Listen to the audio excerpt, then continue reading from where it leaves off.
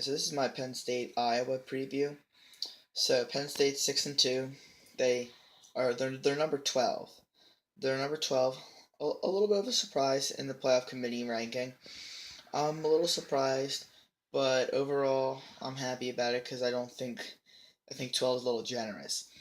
Iowa's 5-3. They might not be the same team that they were last year, but they're still, I think, a decent team, and I think they might be a little bit better than what people give them credit for.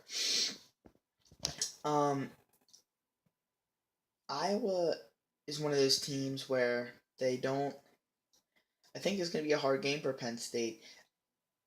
Penn State's a 7.5, 7.5, 8 point favorite, and Iowa is one of those teams that they're going to make you earn everything because they're a physical defense up front.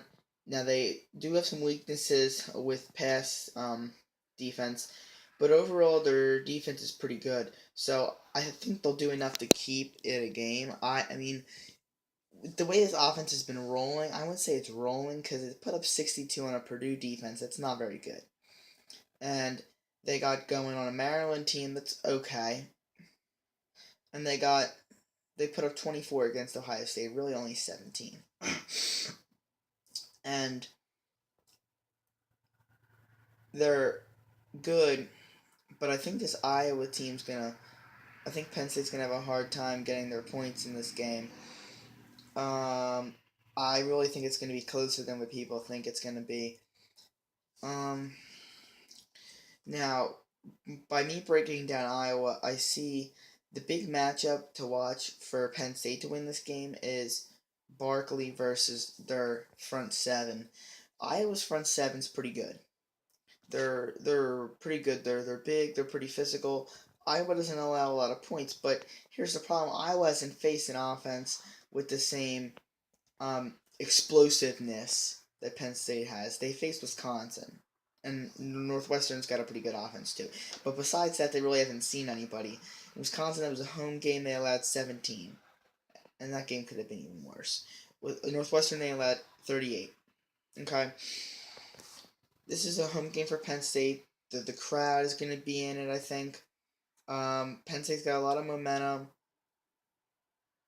Iowa's offense. Now I'm going to break down their offense. Their offense doesn't look real great. They got like two running backs that are pretty good. Kind of like McShirley and Barkley, okay? It's going to be up to our front seven to contain them. It depends what front seven and how our defense is going to show up. If it shows up like how it did against Pitt, I don't think we're gonna have to earn. Our offense is gonna have to show up, or we're gonna lose. If they play like how they did against like in between iffy, then I think we're going to be in for a good game. And if they play real well, I think if we can shut down their running backs, they don't stand a chance because they don't really have great receivers. The O line's been struggling. If we can get to Bethard, CJ Bethard, make him get under a lot of pressure early, rattle him, and get him out of the game.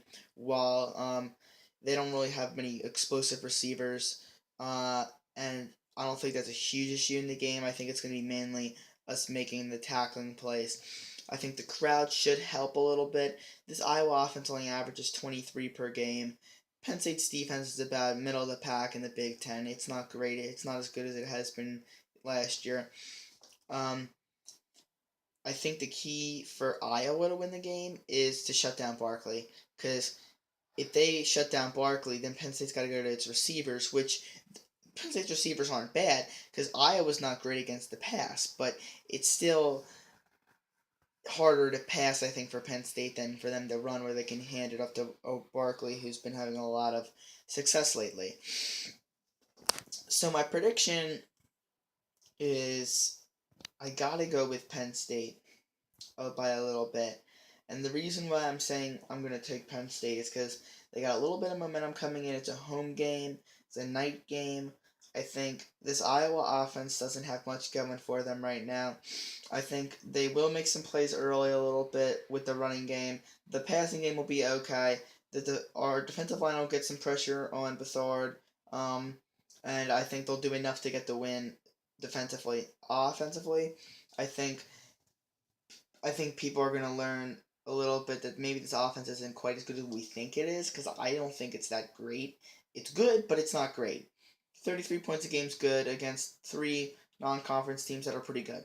So it's pretty good, but it's not great. I think that Barkley gets going a little bit, but probably I'm thinking right around 100.